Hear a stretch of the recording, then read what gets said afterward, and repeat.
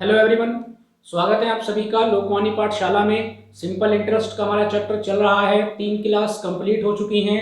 लगातार मैं आप लोगों को एग्जाम वाले क्वेश्चन करा रहा हूं और पहली क्लास के अंदर मैं आप लोगों को बेसिक कॉन्सेप्ट भी बहुत अच्छे से समझा के आया हूं। तो लगातार आप भी अपनी बुक से क्वेश्चन करते रहिए। साथ ही अगर आपने परसेंटेज और प्रॉफिट लॉस की क्लास नहीं देखी है तो वो क्लास आप जरूर देखें, वहां से आप कॉन्सेप्ट को सीखें, क्योंकि जो कॉन्सेप्ट मैं आपको वहां बता के आया हूँ उन्हीं कॉन्सेप्ट का इस्तेमाल मैं इस चैप्टर में लगातार कर रहा हूं। तो आज ये हमारी 4th क्लास है और जो ये पहला क्वेश्चन है ये हमारा पिछली क्लास का क्वेश्चन है। तो ये मैंने क्यों लिखा है ये आपको अभी समझ आएगा जब हम आज की क्लास वाले क्वेश्चन को करेंगे। एक बार रिवाइज कर लेते हैं। तो पिछली क्लास में मैंने आपको एक क्वेश्चन कराया था, वो कुछ इसी तरह का है। कोई धनराशि 20% वार्षिक ब्याज की दर से कितने समय में स्वयं की 5 गुनी हो जाएगी। तो मैंने आपको एक तरीका बताया था और वो तरीका क्या बताया था कि जितने गुना आपको दिया गया है उसमें आप एक कम कर दीजिए। तो भाई 5 में कम करेंगे तो कितना बच जाएगा, 4। जितना बचेगा उसमें आप 100 से मल्टीप्लाई कर दीजिए तो कितना हो जाएगा, 400। तो मैंने आपको ये भी बताया था कि अगर क्वेश्चन में दर दी जाती है तो आपसे समय पूछा जाता है और अगर समय दिया जाएगा तो आपसे दर पूछी जाएगी। तो जो भी वैल्यू आपको दी जाती है उससे आप डिवाइड कर देंगे तो आपका आंसर आ जाएगा। तो ये आंसर कितना आ जाएगा, 20%। तो अगर आपने पिछली क्लास को नहीं देखा तो वहां से आप क्लास को देख ले और कॉन्सेप्ट को भी समझ ले। अब बात करते हैं कि जो आज के 4 क्वेश्चन बचते हैं इन क्वेश्चन का और इस क्वेश्चन का आपस में क्या रिलेशन है। तो आप केवल लैंग्वेज को पढ़िए। तो जो दूसरा क्वेश्चन है वो लिखा है, एक धनराशि पर 5 वर्षों का साधारण ब्याज। बस आपको इस वर्ड पे ध्यान देना है। एक धनराशि पर 5 वर्षों का साधारण ब्याज, राशि का, राशि मतलब मूलधन का 1/4 है। तो भाई ये जो ऊपर वाला क्वेश्चन है इसमें क्या होता है कि धनराशि ही कुछ समय के बाद 2 गुनी, 3 गुनी, 4 गुनी इस तरह से होती है। लेकिन अगर आप इस क्वेश्चन की बात करेंगे तो यहाँ पर धनराशि की तुलना किससे की गई है, साधारण ब्याज से। या आप ये कह सकते हैं कि साधारण ब्याज की तुलना किससे की गई है, धनराशि से, जो कि ऊपर वाले क्वेश्चन में नहीं था। यहाँ पर आपको साधारण ब्याज नहीं दिया गया था, जबकि जो क्वेश्चन हम आज करने वाले हैं वहां साधारण ब्याज की तुलना किससे की गई है, तो वो धनराशि से की गई है। तो आपको ऐसा नहीं करना कि आप 1/4 में से 1 घटा देंगे और 100 से गुना कर देंगे तो आपका आंसर आ जाएगा। इसीलिए मैंने ऊपर वाला क्वेश्चन आपको करके दिखाया। और दोनों में क्या डिफरेंस है, यहाँ पर धनराशि ही 2 गुना, 3 गुना, 4 गुना हो रही है, लेकिन यहाँ पर क्या है, यहाँ पर साधारण ब्याज की तुलना धनराशि से की गई है। तो कैसे करेंगे क्वेश्चन को, कॉन्सेप्ट नहीं बदलेगा, वैसा ही कॉन्सेप्ट रहेगा जो पिछले 3 क्लासेस में रहा है, जो परसेंटेज के अंदर रहा है, जो प्रॉफिट लॉस के अंदर रहा है।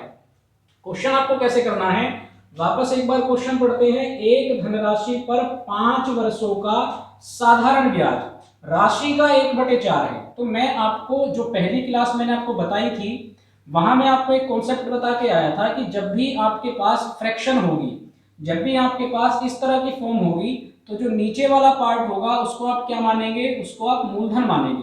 यानी जो भी आपका डिनोमिनेटर होगा उसको आप क्या मानेंगे, मूलधन मानेंगे। तो भाई ये आपका मूलधन बन गया, कितना, 4। साधारण ब्याज कितना है, राशि, राशि यानी मूलधन का 1/4 है। तो भाई अगर आप 4 का 1/4 निकालेंगे तो 4 से 4 कैंसिल आउट हो गया, तो यानी जो आपका ब्याज बचा वो कितना बचा, वो 1 बचा। तो आपको ये कैलकुलेशन करने की जरूरत नहीं है। सिंपल सी बात है कि जो वैल्यू ऊपर लिखी होगी वही आपका क्या बन जाएगा, वही आपका ब्याज बन जाएगा। तो 2 बातें आपको समझ में आई कि अगर आपके पास फ्रैक्शन दी गई है तो जो नीचे वाला पार्ट होगा वो आपका मूलधन बन जाएगा और जो ऊपर वाला पार्ट होगा वो आपका क्या बन जाएगा, ब्याज या साधारण ब्याज बन जाएगा। तो ये सभी क्वेश्चन इस तरह के हैं। फ्रैक्शन में आपको दिया गया है तो नीचे वाला पार्ट आपका मूलधन और ऊपर वाला पार्ट आपका क्या बन जाएगा, ब्याज बन जाएगा। इतनी बात क्लियर हो गई। अब पूछा क्या गया है, ब्याज की दर पूछी गई है। तो एक कॉन्सेप्ट मैं आपको बता के आया हूं कि अगर आपसे दर की प्रतिशतता पूछी जाती है तो हमें 2 चीजों की रिक्वायरमेंट है। कौन कौन सी, भाई एक तो हमें 1 साल का ब्याज चाहिए, ठीक है, एक तो हमें 1 साल का ब्याज चाहिए। फिर हमें क्या चाहिए, हमें मूलधन चाहिए। और क्योंकि दर प्रतिशत में होती है तो मल्टीप्लाई हम किससे कर देते हैं, तो मल्टीप्लाई हम कर देते हैं 100 से। तो अब आप यहां से देखिए कि आपके पास मूलधन कितना है। तो भैया आप बोल रहे होंगे मूलधन हमारे पास 4 है। ब्याज आपके पास कितना है, तो आप बोल रहे होंगे ब्याज हमारे पास 1 है। लेकिन ये ब्याज आपके पास 1 साल का नहीं है, ये ब्याज कितने साल का है, तो क्वेश्चन में जरा पढ़ सकते हैं 5 वर्षों का साधारण ब्याज। यानी ये जो एक आपके पास ब्याज है ये कितने वर्षों का है, तो ये 5 वर्षों का है। तो भाई आप कैलकुलेट तो कर लेंगे, आप कहेंगे कि अगर हमें 1 साल का निकालना है तो 1 को 5 से भाग दे दो, लेकिन ये आपकी कैलकुलेशन थोड़ी हार्ड हो जाएगी, आपकी कैलकुलेशन थोड़ी टफ हो जाएगी। तो उसके लिए क्या तरीका है, तो उसके लिए तरीका ये है कि भाई ये जो हमारा मूलधन है इसमें भी आप 2 जीरो बढ़ा दो, ये जो आपका ब्याज है इसमें भी आप 2 जीरो बढ़ा दो, तो मूलधन कितना बन गया 400, ब्याज कितना बन गया 100। अब देखिए कैलकुलेशन करके, भाई ये ब्याज 100 कितने वर्ष का है, 5 वर्ष का, हमें कितने का चाहिए, 1 वर्ष का चाहिए। तो भाई अब देखो 100 को 5 से भाग करना आसान है, नहीं है, तो आप आसानी से कर सकते हो। ये कितना आ जाएगा, तो ये 20 आ जाएगा। यानी 1 साल का ब्याज कितना आया, तो 1 साल का ब्याज आया 20। मूलधन आपके पास कितना है, मूलधन आपके पास 400 है, मल्टीप्लाई किससे करनी है, 100 से। कैलकुलेट करेंगे, ये 4 बार कट जाएगा, 4 से 20 कितनी बार कट जाएगा, 5 बार। तो 5% आपकी क्या आ जाएगी, ये आपकी दर आ जाएगी। तो ये जो हमने जीरो लगाई है ये केवल हमने कैलकुलेशन को आसान करने के लिए लगाई है। भैया आप 1/5 लिखोगे, पॉइंट्स में जाओगे, दशमलव लगाओगे, तो उससे बेहतर क्या है, अपने पास से हमने क्या मान लिया, एक जीरो लगा दी, तो 2 जीरो यहाँ पर लगा दी, 2 जीरो यहाँ पर लगा दी, कैलकुलेशन करना हमारा आसान हो गया। आई होप कि पहला क्वेश्चन आपको अच्छे से समझ में आया। अब मैं आपको ये क्वेश्चन करने का एक तरीका और बताता हूँ। वो तरीका मैं आपको इसलिए बता रहा हूँ कि कभी कभी क्या होता है कि आपको क्वेश्चन के अंदर ये डायरेक्ट वर्ष नहीं मिलते, इसकी कहीं ना कहीं से तुलना की जाती है। तो अगर आपको डायरेक्ट वर्ष नहीं मिले, भाई जैसे 5 वर्ष 6 वर्ष लिखा है, अगर ये आपको डायरेक्ट वर्ष नहीं मिले तो फिर आप ये 1 साल का ब्याज कैसे निकालोगे। जैसे अगर आप क्वेश्चन नंबर 4 को पढ़ते हैं तो लिखा है एक धनराशि पर ब्याज राशि का 1/16 है यदि वर्षों की संख्या, लेकिन वर्ष तो दिए नहीं, तो जब वर्ष नहीं दिए तो ऐसे केस में फिर आप 1 साल का ब्याज कैसे निकालेंगे। तो दिक्कत वाली कोई बात नहीं है, आप एक बार इसको नोट करें, फिर मैं आपको यही क्वेश्चन करके बताता हूं कि अगर आपको वर्ष भी नहीं दिए गए, यानी उसकी कहीं ना कहीं से तुलना कर दी गई, तब आप क्वेश्चन को कैसे करेंगे। ठीक है, तो एक बार आप इसको नोट कर लें।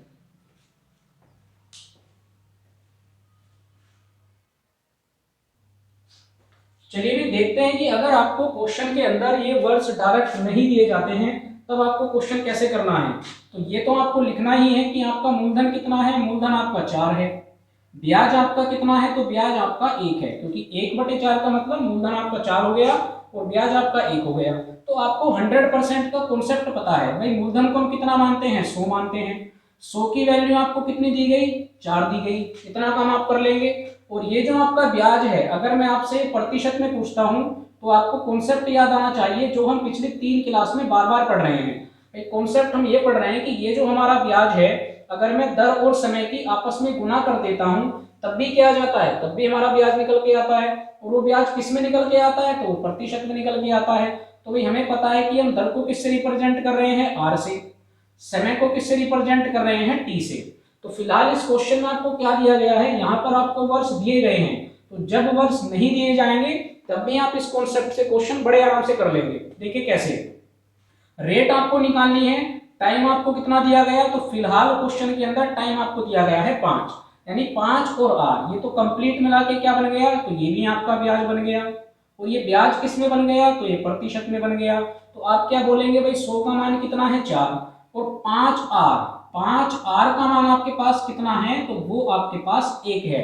भाई हमने प्रतिशत में बनाया और ये अकॉर्डिंग टू क्वेश्चन है। कैलकुलेट कर लीजिए, देखिए 4 से काटेंगे कितनी बार कटेगा, 25 बार कटेगा। 5 से 25 को काट दीजिए, कितनी बार कटा, 5 बार। क्रॉस मल्टीप्लाई करेंगे तो यहाँ से भी आर कितना निकल के आया, तो यहाँ से भी आर निकल के कितना आया है, 5%। तो ये कॉन्सेप्ट आपका कब कारगर है, कब बढ़िया है, जब आपको ये डायरेक्ट वर्ष नहीं दिए जाते हैं, और वो आपको अभी समझ आने वाला है क्वेश्चन नंबर 4 और 5 में। तो एक बार इसको भी आप नोट कर ले। उसके बाद थर्ड क्वेश्चन में वापस आपको दोनों कॉन्सेप्ट से करके दिखाता हूं।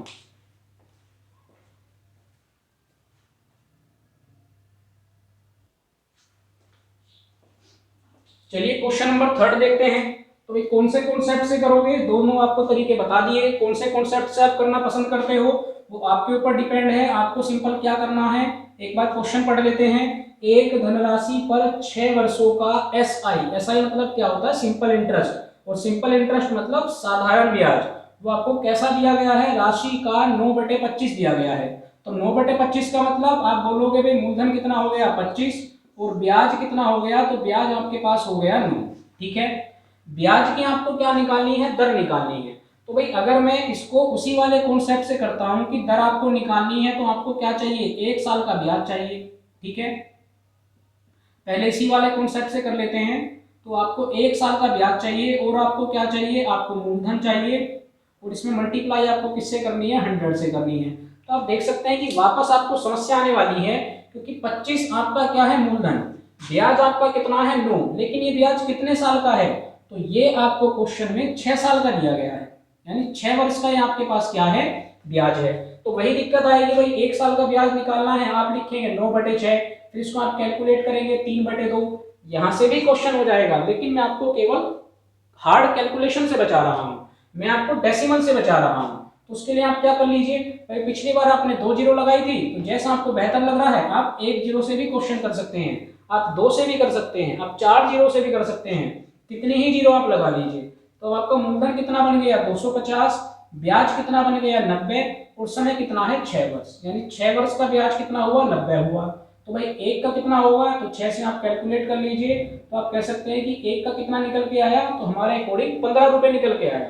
तो हम क्या करेंगे भाई, 1 साल का ब्याज कितना हो गया 15, मूलधन हमारे पास कितना है 250, भाई मूलधन हम नीचे रखेंगे और मल्टीप्लाई किससे कर देंगे, तो 100 से मल्टीप्लाई कर देंगे। कैलकुलेट कर लीजिए, देखिए जीरो से जीरो कैंसिल आउट हो जाएगी, ऊपर कितना बन जाएगा, तो 15 और 10 की अगर आप मल्टीप्लाई करेंगे तो 150 बन जाएगा, 15 धाम 150, नीचे कितना है 25, तो 25 से आप काटेंगे तो 6 बार कटेगा, तो आपका रेट ऑफ इंटरेस्ट कितना आ गया 6%। तो इस वाले कॉन्सेप्ट में आपको थोड़ा टाइम भी लग रहा है, आपको ये भी कैलकुलेट करना पड़ रहा है कि 1 साल का मैं ब्याज कैसे निकालूं, लेकिन जो हमारा दूसरा कॉन्सेप्ट है उसमें डायरेक्ट आपको क्या करना है, भाई मूलधन आपका कितना था 25 था, ठीक है, ब्याज आपका कितना था, तो ब्याज आपका 9 था। आपको सिंपल काम क्या कर देना है, भाई मूलधन को हम कितना मानते हैं 100, तो 100 का मान कितना हो गया, तो 100 का मान 25 हो गया। इसी ब्याज को अगर मैं परसेंटेज के फॉर्म में लिखूंगा तो मुझे क्या करना है, रेट और टाइम की मल्टीप्लाई कर देनी है। तो भाई रेट तो मुझे निकालना है, और टाइम क्वेश्चन के अंदर कितना दिया गया, तो वो दिया गया है 6, यानी आप कह सकते हैं कि 6r की वैल्यू आपके पास कितनी है, तो 6r की वैल्यू आपके पास 9 है। इसको आप कैलकुलेट कर सकते हैं, 3 से काटिए, 3 दूनी 6, इसको आप 3 से काटिए, 3 तिया 9, 25 से आप 100 को काट सकते हैं, कितनी बार कटेगा 4 बार, 2 से आप 4 को काट सकते हैं, कितनी बार कटेगा 2 बार। ये सब कैलकुलेशन आपको आनी चाहिए, परसेंटेज से लेकर और सिंपल इंटरेस्ट तक बार बार हम ये कैलकुलेशन करते आ रहे हैं। क्रॉस मल्टीप्लाई करेंगे तो r का मान यहाँ से भी कितना आ जाएगा, तो यहाँ से भी आ जाएगा 6%। जैसे आपको कैलकुलेशन आती है वैसे आप इस कैलकुलेशन को कर सकते हैं। भाई 25 से हमने 100 को काटा, 4 बार कटा, हो सकता है कि आप कैलकुलेशन ऐसे कर लें। वापस एक बार रिपीट कर लेते हैं, भाई 100 का मान कितना है, 100 का मान 25 है, नीचे कितना है, नीचे आपको 6r का मान कितना दिया गया है 9 दिया गया है। भाई 25 से काट लीजिए, 25 चौका 100, 9 की 4 में मल्टीप्लाई कर लीजिए तो 6r का मान कितना आ जाएगा 36 आ जाएगा। 6 से 36 को काट दीजिए तो ये कितना आ जाएगा 6%। तो जैसे आपको बेहतर लगे वैसे आप अपनी कैलकुलेशन को स्ट्रॉन्ग बना सकते हैं। आई होप कि आपको ये क्वेश्चन समझ में आया है, और जो मैंने आपको ये नया वाला कॉन्सेप्ट बताया है वो भी आपको बेहतर तरीके से समझ में आया होगा। चलिए अब देखते हैं कि इस कॉन्सेप्ट से ये दोनों क्वेश्चन कितने आसान बनते हैं।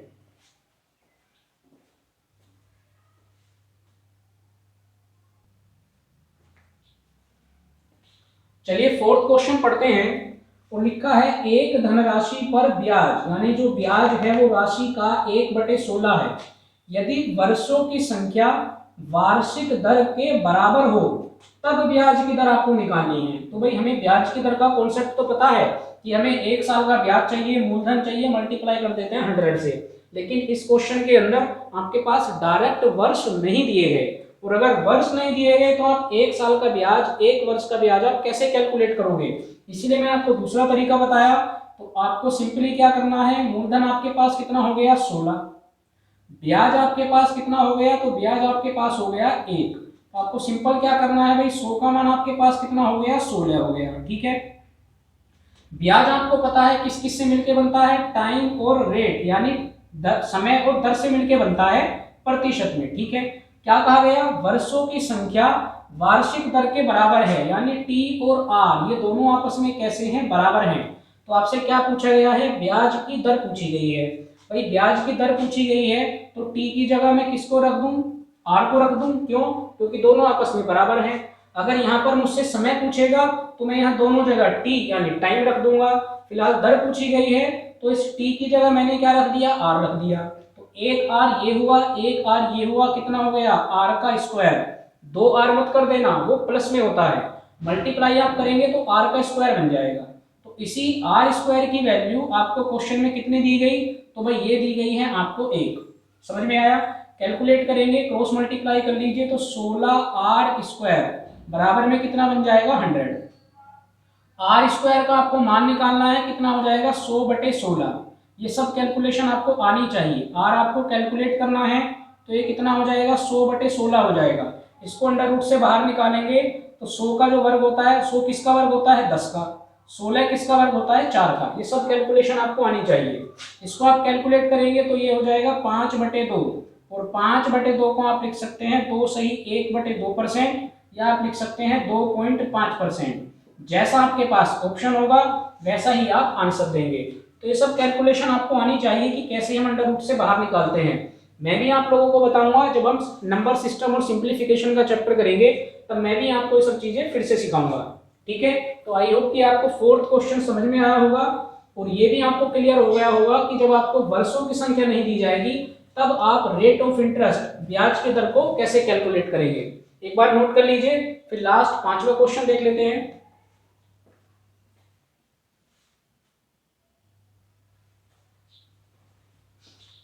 चलिए लास्ट 5वां क्वेश्चन देखते हैं, और ये एग्जाम में आया हुआ तो नहीं है लेकिन ये भी एक इंपॉर्टेंट क्वेश्चन है। बाकी ये तीनों क्वेश्चन मैंने आपको कराए हैं, तीनों ही एग्जाम में आए हुए क्वेश्चन थे। देखिए क्वेश्चन क्या है, किसी धन का ब्याज मूलधन का 3/16 है, यदि ब्याज का समय दर के 3 गुने के बराबर है तब आपको क्या बतानी है, ब्याज की दर बतानी है। तो सबसे पहला काम हम क्या करेंगे, हमें पता है कि हमें मूलधन और क्या लिखना है, ब्याज लिखना है। तो मूलधन आपको कितना दिया गया, तो वो आपको दिया गया है 16। ब्याज आपको कितना दिया गया, ब्याज आपको दिया गया 3। तो आप क्या बोलेंगे भाई, 100 का मान कितना हो गया, तो 100 का मान तो 16 हो गया। अब ये ब्याज का मान निकाल के लाना है, प्रतिशत में कितना होगा।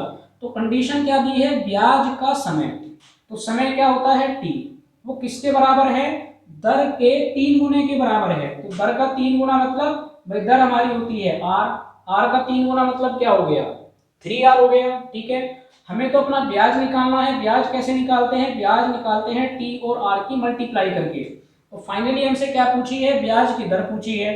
तो इस टी को मैं किससे रिप्लेस कर देता हूं, तो इस टी की जगह मैं रख देता हूं 3R। एक आर यहाँ पहले से है तो फिर से हम मल्टीप्लाई करेंगे तो कितना हो जाएगा, 3R का स्क्वायर हो जाएगा। और इसी 3R स्क्वायर का मान कितना दिया गया है, तो इसी 3R स्क्वायर का मान मुझे दिया गया है 3। ठीक है भाई, 3 से 3 खत्म हो गया, और बिल्कुल अभी हम ये कैलकुलेशन करके आए हैं 16R स्क्वायर बराबर कितना है, 100। अभी पिछले क्वेश्चन में यही कैलकुलेशन हमने की है, तो हमारा आंसर कितना आया था, 2 सही 1/2%। भाई 100 का वर्ग कितना होगा, 10 होगा। 16 का वर्ग, 16 किसका वर्ग होता है, 4 का। कैलकुलेट करोगे तो कितना आ जाएगा, 5/2, क्योंकि यहाँ पर स्क्वायर लगा हुआ है। तो कैलकुलेशन जब करेंगे तो कितना आ जाएगा, 2 सही 1/2%। आई होप कि आपको ये चारों क्वेश्चन बहुत अच्छे से समझ में आए हैं, और आपको ये भी समझ में आया कि अगर आपको वर्ष नहीं दिए गए तब आप रेट ऑफ इंटरेस्ट कैसे निकालते हैं। नोट कर लीजिए इसको एक बार।